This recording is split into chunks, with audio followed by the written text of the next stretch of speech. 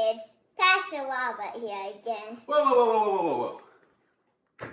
You're not Pastor Robert. I'm Pastor Robert. You're Hannah. Hey kids, Pastor Robert here again. And I'm sorry I was late. I was getting a few more items for our lesson today, but Hannah, thank you so much for getting things started, and I'm actually really glad you're here. Do you have a few minutes so you could help me with today's object lesson? Sure. Great. Because what I want to talk to you today about is trust. Do you know what trust is? Mm-hmm. Great. Let me tell the people at home. Trust is when you have absolute 100% full and total confidence in somebody or something. If you trust somebody and they say they're going to be there for you, you know they'll be there. If they tell you something, you can believe what they're saying is true. I have trust in these chairs at our dinner table that they will hold me up no matter how much food I eat and not breaking. So far, so good on that, right, Hannah? Mm-hmm. Boy, could you imagine on Taco Tuesday if my chair broke? Devastating. That would be awful. But that's just a chair. There are certainly many people in my life that I completely trust too, certain friends and family members. But the one that I trust more than anybody else, of course, is God. God has never failed me or led me down a bad path. I trust God completely, and I know that everything he tells me is very true. But did you know that trusting can actually be, well, really difficult? Even trusting God can be hard. And the reason for that is because some of the things God wants us to do, the places he wants us to go, the ways he wants us to live, it is so completely opposite and different from how the rest of the world lives. It goes against what everyone else would call normal. And yet, it's what God wants us to do sometimes.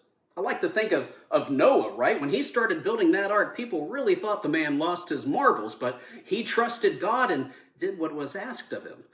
Now, to illustrate this, Hannah, I'm going to fill this glass here from Hard Rock Cafe, Washington, D.C., with just some water here. Glug, glug, glug, glug, glug. Hannah, are you thirsty?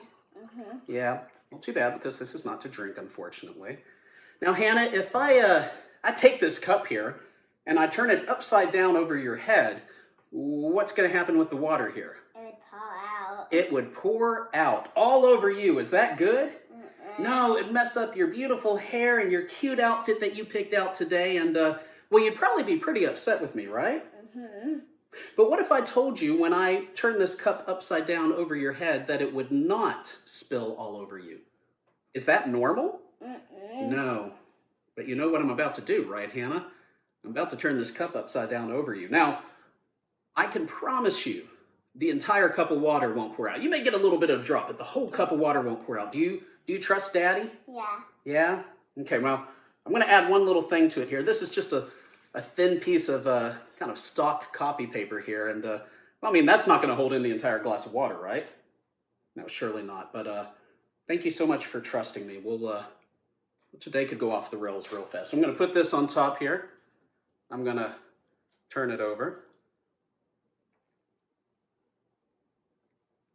Ooh, do you see it in the camera, Hannah? Uh-huh. It's not spilling on you, is it? Oh boy, thank goodness. Not very normal at all though, was it? Proverbs 3 verse 5 tells us, trust in the Lord with all your heart and don't depend on your own understanding. There's going to be lots of times in life where how God wants us to live and the things he wants us to do won't seem normal to you or to anybody else. You may be really confused by it and not understand, but it is so very important that we trust God always, because the plans God has for us are to help us. God wants the absolute best for us, and so we should trust him at all times. And so, as you continue to grow older, I truly hope that your trust in God grows as well. Kids, I hope you all have a great week, and I'll see you all.